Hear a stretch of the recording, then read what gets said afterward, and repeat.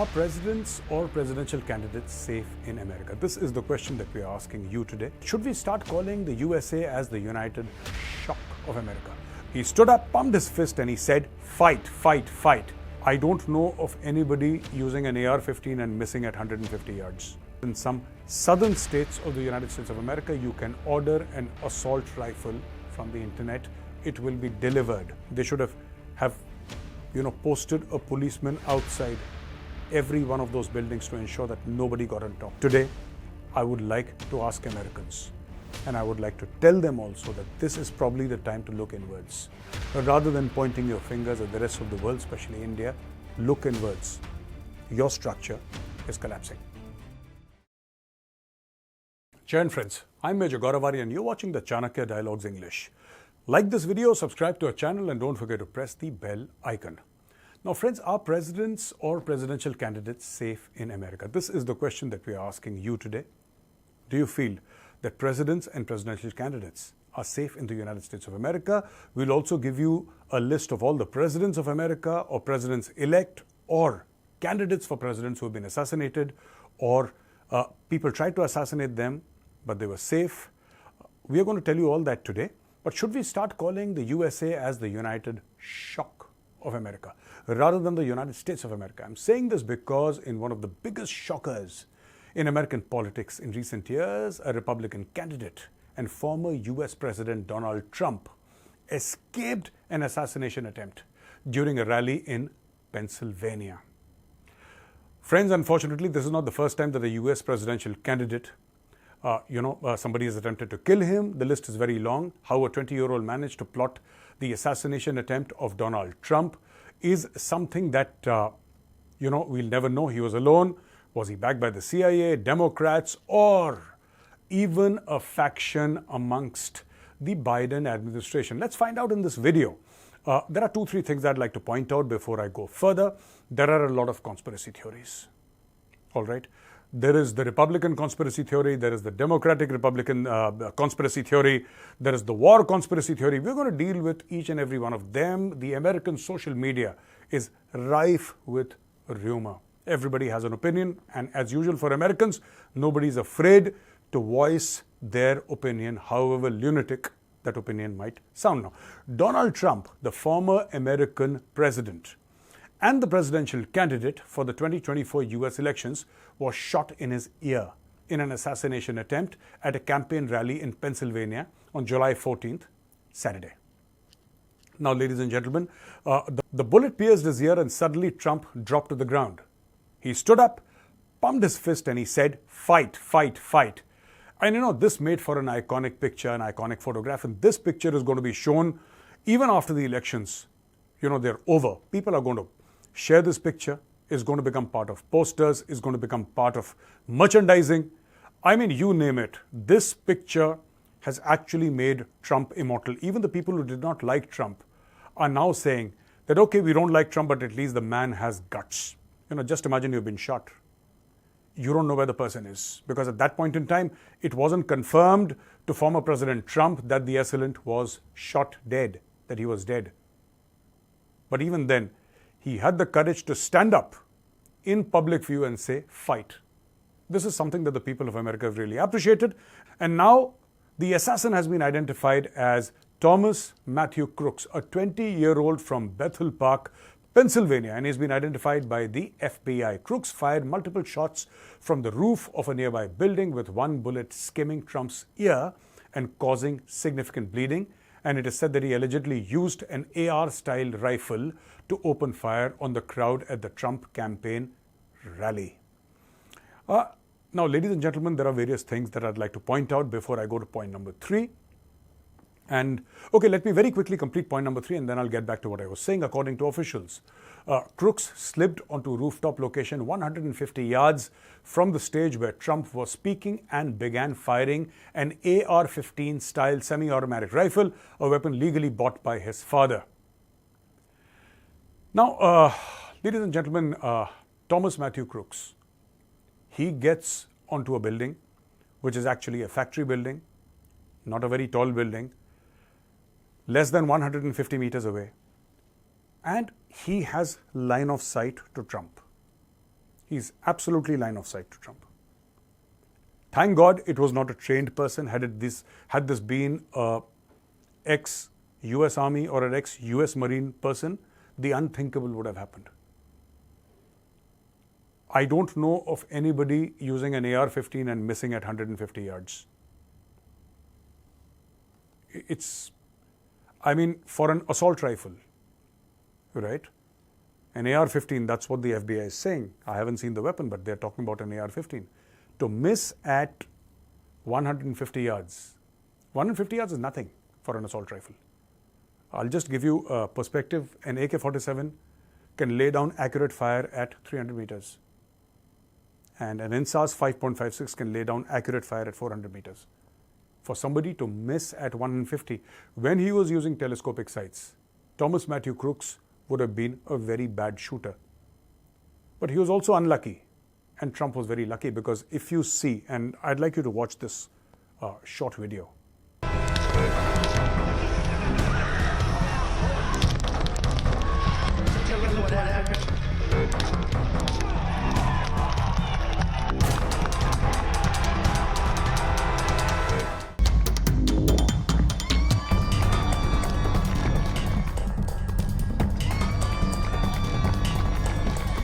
Actually, ladies and gentlemen, just when Thomas Matthew Crooks pulled the trigger, Trump turned his face away. Otherwise, that bullet would have entered his face, And now, friends, Thomas Crook, the person who tried to assassinate Donald Trump, the FBI said that his social media profile does not contain threatening language or any post that is threatening, nor have we been able to find any history of mental health issues with him. Here's a photograph of Matthew. Most importantly, this was not the first time that a US presidential candidate, has been assassinated, or an assassination attempt has been tried. Here is the list on your screen, which shows American presidents and candidates who were assassinated or were, or people attempted to kill them. 1865, Abraham Lincoln. 1881, James Garfield. 1901, William McKinley. 1963, John F. Kennedy. 1968, Robert F. Kennedy. And here are the attempted killings. 1912, Theodore Roosevelt. 1933, Franklin Roosevelt. 1972, George Wallace. 1975, Gerald Ford. 1981, Ronald Reagan. 1994, Bill Clinton. And 2005, George Bush. Now, this is a mix and match, ladies and gentlemen, of presidents who were either killed or, an assassination attempt was tried. Somebody tried to assassinate, but they failed. So this is a comprehensive list of whatever has happened in the United States of America, certainly a very violent country. We have ourselves seen assassinations. M.K. Gandhi was assassinated, Indira Gandhi was assassinated, Rajiv Gandhi was assassinated. But, in America, guns are so easy to come by. There is something called the Second Amendment in America. Second Amendment in America is something that the Americans hold very dear. It gives rights to every American. It gives that right to every American to own a firearm. In fact, many people in India are wondering, where does a common civilian like Thomas Crook get an assault rifle? The truth of the matter is, in some southern states, I'm not talking about all the states of the US, but in some southern states of the United States of America, you can order an assault rifle from the internet. It will be delivered, right? Like you would shop for a shirt or a pair of jeans on Amazon. An assault rifle will be delivered to your home with as much ammunition that you want. If you go to YouTube, you'll see videos of people owning tanks and anti-aircraft guns in America. It's very common in certain states. It's extremely common.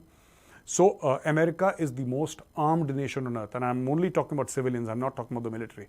It is the most armed nation, and I think at an average there are 3.5 to 4 guns per individual. That is the data I read some time back. I could be off by a few percentage points, but it certainly points to the larger problem in America of too many guns and too little accountability. Now,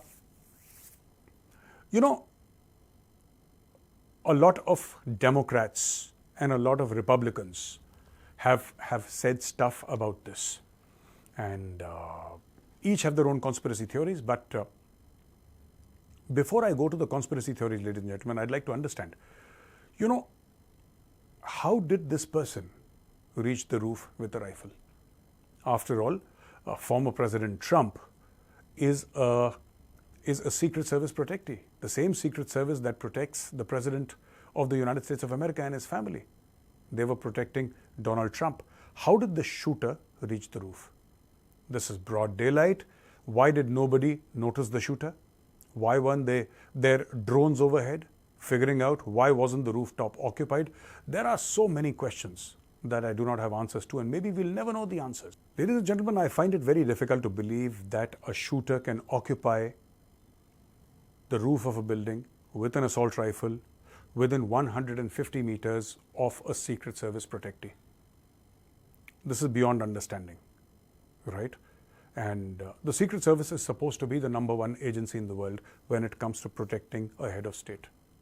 All the other VIP protection services, they take inspiration from the Secret Service because these guys are so professional, etc., etc.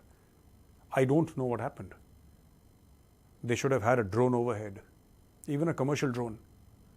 They should have posted a policeman outside every one of those buildings to ensure that nobody got on top. Maybe just a cop on the roof of every factory, ensuring that, there was nobody there. Had Trump not moved his face or looked behind, he was looking towards the side, I think, this bullet would have entered his face from here. And these are, all these barrels are rifled. In the modern rifles, all of them which are used in the battlefield, or even in law enforcement, they're rifled, which means that the bullet actually spins. And what happens with a spinning bullet is that when it enters, there is a very small hole, right? But when it exits, there is a much larger hole because it just goes on spinning inside and taking away everything, the flesh and the bone, everything comes out.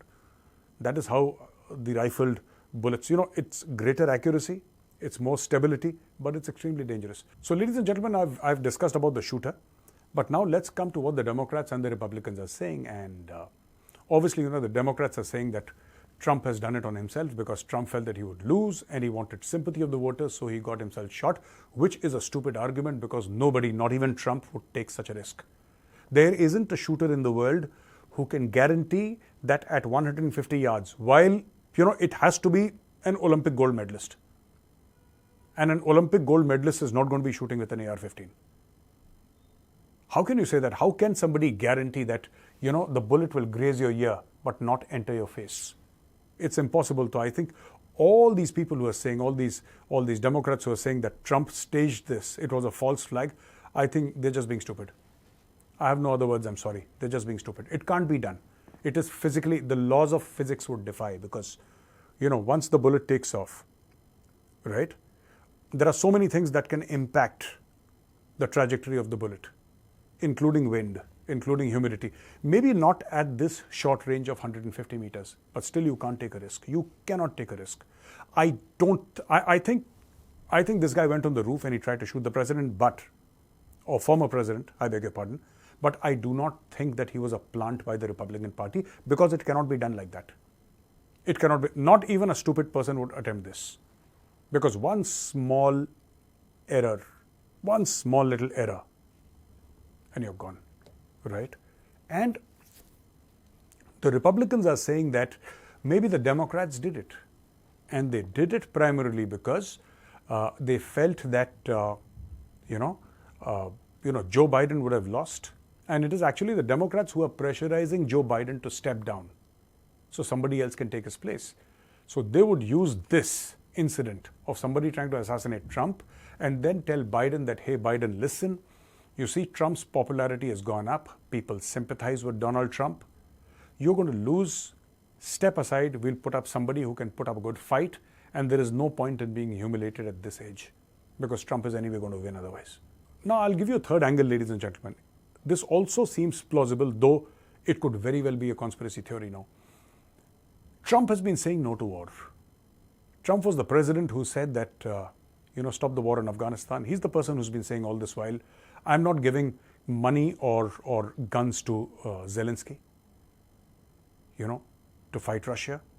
And this is not America's war. And America needs peace. America needs to put all that money that it has into rebuilding its own infrastructure. America does not or should not get involved or does not want to get involved in wars which take place thousands of miles away. This is not our business. Trump has been saying that. But who loses? Let us say Trump becomes president. Who loses? Just to give you an example, in Afghanistan, it is said that the United States of America spent $2 trillion. Out of those $2 trillion, approximately $150 billion was spent on the reconstruction of Afghanistan. And the rest of the money? The rest of the money, that is $1.85 trillion, were spent on weapons. Companies like Boeing, like Lockheed Martin, and so many other big companies, they got massive contracts over a period of 20 years. And there is a research which says that anybody who had invested $10,000, mark my words, ladies and gentlemen, I'll repeat them, anybody who had invested $10,000 in the shares of these companies, once the Americans withdrew, the shares would have been valued at $97,000 US. You can imagine. That is the kind of money that these companies were making. And, they spend more than $1.5 billion on pressure groups in trying to get the war to extend. So there is this huge, military industrial complex in America. And the American deep state, and it's a fact, this is not a conspiracy theory. There are so many people who have to get, it's like an insurance policy. Let me tell you how it works. So for example, you are the beneficiary of an insurance policy, life insurance, and heaven forbid something happens to somebody and you are the nominee. The police is going to catch hold of you first. Similarly, in my case, if somebody is insured for a sum of, let us say, 5 crore rupees, and I'm the nominee and something happens to that person who has made me the nominee, the police are going to catch hold of me first. Because the first rule of investigation is who benefits from this crime. And this is exactly what Trump was trying to do, and Trump tried to do exactly what Prime Minister Modi did when Prime Minister Modi recently went to Russia. Prime Minister Modi was cognizant of the fact that Russia was moving very fast into the Chinese embrace. And India could not allow that, because India's entire geopolitical and diplomatic calculations would go for a toss. It was important for Prime Minister Modi to reach out to President Putin and say, you need to move out of the Chinese embrace. This is exactly what Trump has been saying for a very long time, that China is the real enemy, not Russia.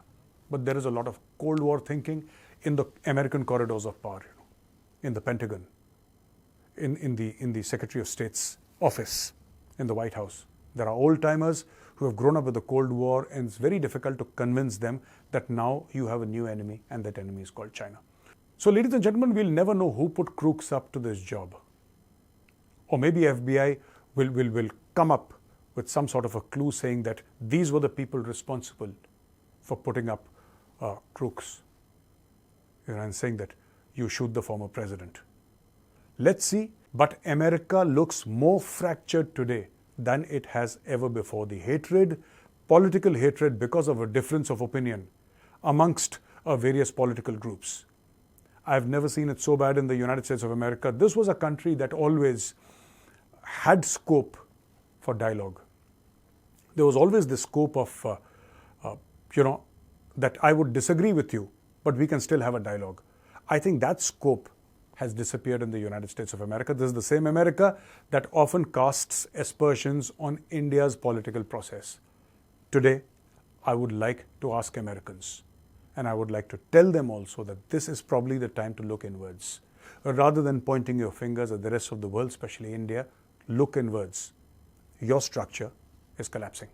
Now, ladies and gentlemen, for the question and answers, Prakash Srivastav, this is Prakash. I'm an avid reader. Okay, my question is in context of the recent SCO summit, which was held in Astana, Kazakhstan, where head of states of member countries were invited, but PM Modi didn't go. Instead, EAM S. Jaishankar went on behalf of India. Will this backfire the relations with Eurasian countries, as early SCO summit in India's presidency was done online? So no leaders met Modi ji. See, I'll tell you what. No, I don't think this will backfire. I think this is also a function of India. I would not use the word disengaging or decoupling, but India taking a backseat from China-led platforms. I think this is what it is. Dr. Harshal Gupta, is this Pakistan's well-planned, calculated strategy to disturb and carrying out ambush attacks in 16 core area at the tactical level on our troops to pass the message at the global level to destabilize the situation in J&K that nothing normal in J&K, so they influence and disturb the upcoming legislative polls? It's not just to tell the world. That could be one part, and also not the legislative polls. I think it's also about Pakistan wanting to keep terrorism alive in J&K, because nothing was happening in 15 core area for a very long time. You know, the Hurriyat has gone the way of the dodo, and there is no stone pelting, and there are no shutter down strikes. There are no gheraos of army camps and CRPF camps. There are no headline grabbing incidents that are happening in the valley. The valley is quiet. I mean, tourists are going to the Kashmir Valley. So they chose Area 16 Core. Now, a lot of troops from Area 16 Core have moved out to the line of actual control. And 16 Core area is much larger than 15 Core, geographically speaking. Also, the major portion of the line of control is not in the 15 Core, but in the 16 Core. Of course, there is line of control even in the 15 Core. I'm saying that size-wise, the Jammu area and the LOC alongside the Jammu area is much larger than the LOC alongside the Kashmir area, which is 15 Core, and Jammu is 16 Core. So, yeah, Pakistan is trying to, push things to such a level where people get worried, people start pulling out troops from the line of actual control and placing them back in hinterland operations. I think that is where it is going. Thank you very much for watching this video, ladies and gentlemen. I hope you liked this video, and if you did, press the like button, subscribe to our channel, don't forget to press the bell icon. Jai Hind, Vande Mataram, Bharat Mata Ki Jai.